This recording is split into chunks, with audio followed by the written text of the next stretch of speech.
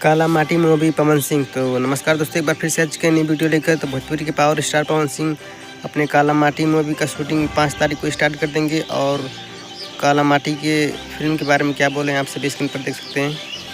पहले काला माटी और मैं बिल्कुल बिकॉज मैं यूँ इसलिए डरा हुआ था भाई जी कि इसमें मैं आपको, जैसा कि आपने कहा कि दाढ़ी नहीं बनवाने वाला था, आपका लुक एकदम ही अलग रखने वाला था। तो मैं डरा हुआ था कि शायद पता नहीं हम मानेंगे या नहीं।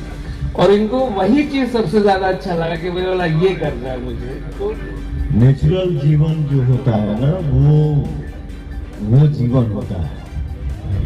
बाकी आपने जो पूछा था काला माटी, मैं दिल से बोल रहा हूँ कि ये फिल्म में हम लोग दिल से मेहनत करेंगे सब भाई मिलके, और ये फिल्म हमारे ऑडियंस को पसंद आएगी। मैं यही बोलूँगा, इससे ज़्यादा नहीं बोल सकता। और वीडियो अच्छा लगे तो लाइक करें, कमेंट करें, शेयर करें।